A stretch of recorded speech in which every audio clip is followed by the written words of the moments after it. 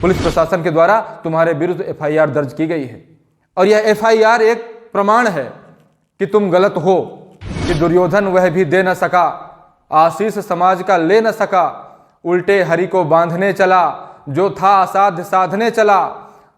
जब नाश मनुज पर छाता है, पहले विवेक मर जाता है।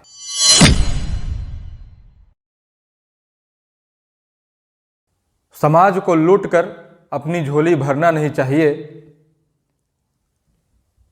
और धर्म पर चलने वाले धर्म के नाम पर कभी धंधा करना नहीं चाहिए। यह कोई नई बात नहीं, भारत देश का बच्चा बच्चा जानता है कि धर्म धारण करने की चीज़ है।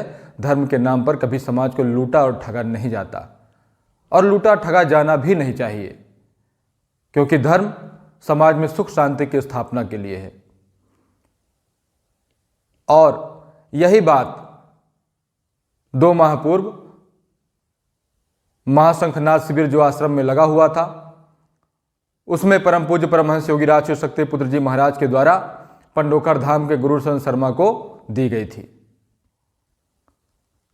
सहज रूप से बताया गया था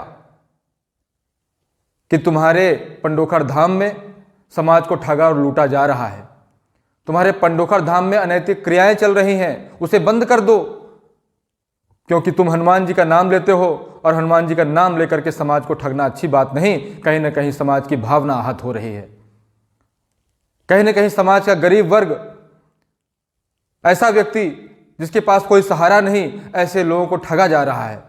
परम पूज्य गुरुदेव जी महाराज के द्वारा स्पष्ट रूप से समाज ने सुना था, देखा था कि परम पूज्य गुरु के द्वारा स्पष्ट रूप से गुरुशरण शर्मा को रोका गया था, समझाया गया था। लेकिन समझने की बात तो दूर, कुकर्मों का इतना ज्यादा प्रभाव, कुसंस्कारों का इतना ज्यादा प्रभाव था गुरुशरण शर्मा के ऊपर कि समझने की बात तो दूर, बौखला गए सुन करके कि किसी ने मेरे विरुद्ध आवाज कैसे उठा दी। उस वाक्य को याद करता हूं तो मुझे महाभारत का वह दृश्य याद आता है जिसमें दुर्योधन ने पांडवों का हिस्सा छीन लिया था। तब कृष्ण भगवान ने कहा कि ज्यादा नहीं, सब ले लो, 5 गांव दे दो। लेकिन 5 गांव भी देने पर उसने मना कर दिया। तब किसी कवि ने कहा कि दुर्योधन वह भी दे न सका, आशीष समाज का ले न सका, उल्टे हरि को बांधने चला, जो था असाध्य साधने चला। जब नाश मनुज पर छाता है, पहले विवेक मर जाता है। दुर्योधन जैसे विवेकहीन हो गया था, वैसे ही गुरुशरण शर्मा भी विवेकहीन हो गया। जहां उसको समझना चाहिए था, अपनी दिशा सुधारनी चाहिए थी, वहां परम पूज्य सद्गुरुदेव योगीराज शिव शक्ति पुत्र जी महाराज के खिलाफ अपशब्द कहना प्रारंभ कर दिया, अनर्गल प्रलाप करना प्रारंभ कर दिया, गालियां देना प्रारंभ कर दिया, अश्लील शब्द गढ़ने प्रारंभ कर दिए, झूठे लांछन आरोप लगाने प्रारंभ कर दिए कि किसी तरह मैं भी इस तरह की बातें करूं, मैं गलत आरोप लगाऊं, मैं चिल्लाऊं तो हो सकता है परम पूज्य शक्ति पुत्र जी महाराज की आवाज बंद हो जाए। लेकिन गुरुशरण शर्मा जैसे मूर्ख प्राणी को, विवेकहीन को यह पता है नहीं कि परम पूज्य शक्ति पुत्र जी महाराज की आवाज सत्य धर्म की स्थापना के लिए उठती है, कभी व्यक्तिगत ईर्षा द्वेष के लिए नहीं उठती। समाज में सुधार हो, समाज में शांति की स्थापना हो, सत्य धर्म की स्थापना हो, इसीलिए परम पूज्य गुरुवर ने गुरुशरण शर्मा तुम्हारे विरुद्ध आवाज उठाई थी, लेकिन तुमने उसको समझा नहीं। और परम पूज्य गुरुवर की जब आवाज उठी तो समाज के बीच से हजारों हजार लोग निकल करके आए, गुरुवर की आवाज के रूप में उनको आधार मिला और उन्होंने अपनी आप बीती बताई। भगवती मानव कल्याण संगठन के केंद्रीय कार्यालय में फोन कर करके उन्होंने अपनी बातें बताई।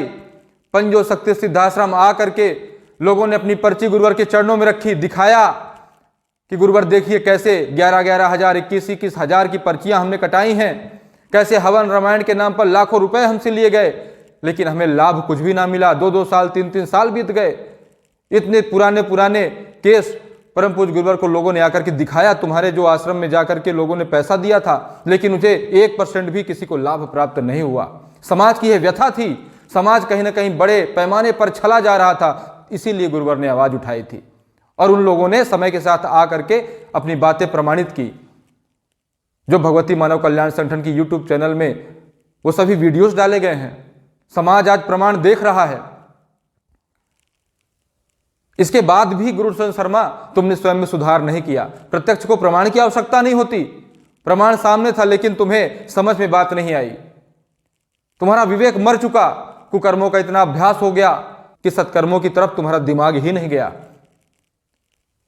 कि पूरा समाज मेरे विरुद्ध खड़ा है आज, तो मुझे सुधार करना चाहिए।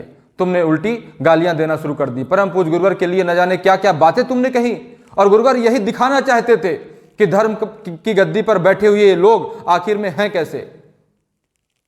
भेड़िए की खाल ओढ़े शेर के रूप में ये बैठे हुए लोग हैं। गुरुवर यही समाज को दिखाना चाहते थे, और तुम्हारे रूप में वह समाज ने देख भी लिया। इतनी अभद्रता, इतनी गालियां, उसके बाद भी गुरुवर ने बार बार तुम्हें समझाया, लेकिन तुम्हें समझ ना आया।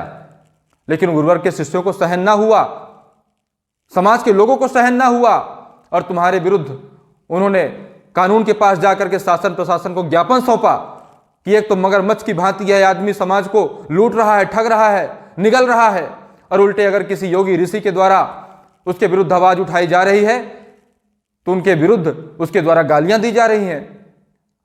अच्छा, तुम्हारे लिए ज्ञापन सौंपा गया परम पूज्य गुरुवर के शिष्यों के द्वारा, तुम्हारे पुतले जलाए गए चौराहों पर। उन्होंने अपना विरोध इस तरह से दर्शाया, जहां तुम्हें गुरुवर ने गलत माना, समाज ने गलत माना, गुरुवर के शिष्यों ने गलत माना, वहीं आज वह समय भी आ गया है कि जब तुम्हें कानून ने भी गलत मान लिया है।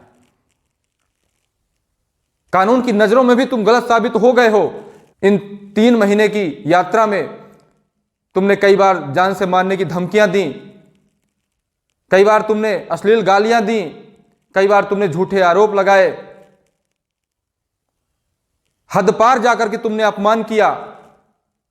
इन सभी तथ्यों की जांच शासन प्रशासन के द्वारा की गई, कानून के द्वारा की गई, और आखिर तुम्हारे ऊपर एफआईआर दर्ज व्यवहारी थाने में कर ली गई।